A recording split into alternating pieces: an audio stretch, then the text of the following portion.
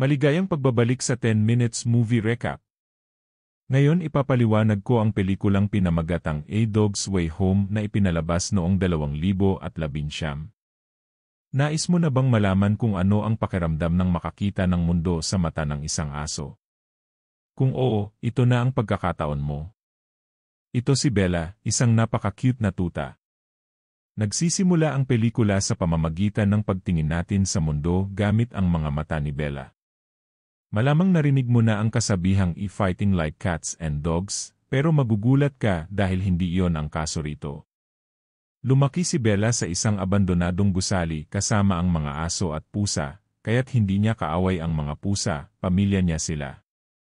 Isang araw, sinalakay ng 2 animal control officers ang gusali.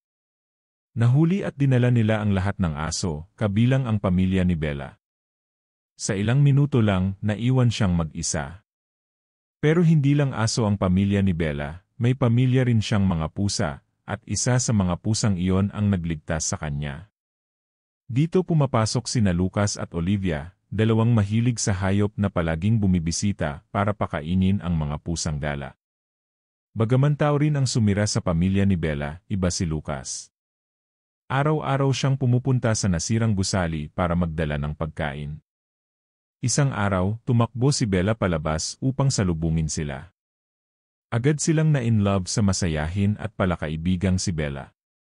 Dinala pa nga siya ni Lucas sa kanilang bahay para samahan ang kanyang ina. Mabuti si Bella sa kanyang trabaho, ang pasayahin at damayan ang ina ni Lucas kapag nalulungkot. Minahal niya si Lucas at ang bago niyang tahanan. Para kay Bella, lahat ay laro. Kahit minsan ay pasaway siya, hindi nagagalit si Lucas. Mabilis lumaki si Bella, pero masaya pa rin siya gaya noong tuta pa lamang siya. Hanggang sa isang araw, nakatanggap ng sulat si Lucas, darating ang landlord para mag-inspeksyon. Bawal pala ang aso sa kanilang bahay. Wala silang magawa kundi itago si Bella sa Veterans Association. Akala ni Bella laro lang iyon, pero hindi siya masaya. Naiwan siyang mag-isa sa storage room at tahol ng tahol hanggang marinig ng lahat.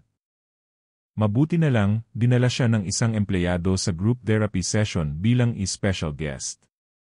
Doon, ginamit ni Bella ang kanyang kakaibang kakayahan, ang magbigay ng saya at ginhawa.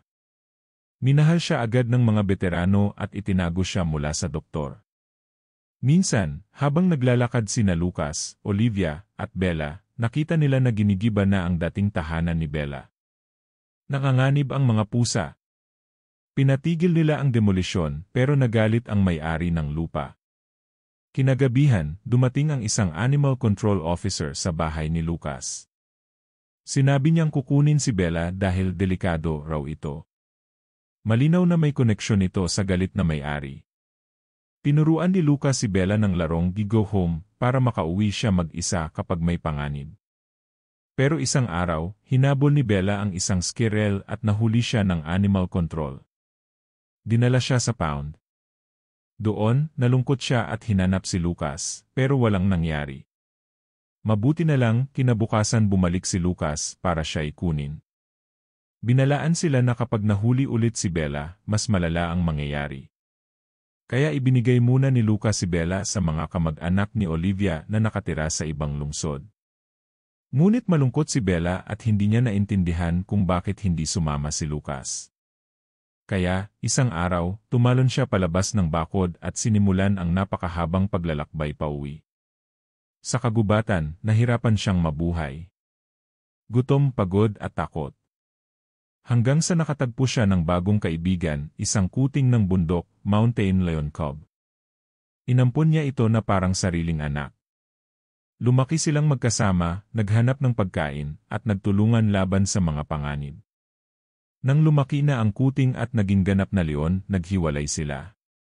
Nagpatuloy si Bella sa kanyang paglalakbay. Marami pa siyang nakilalang tao, 2 skier, isang matandang pulubi, at iba pang aso.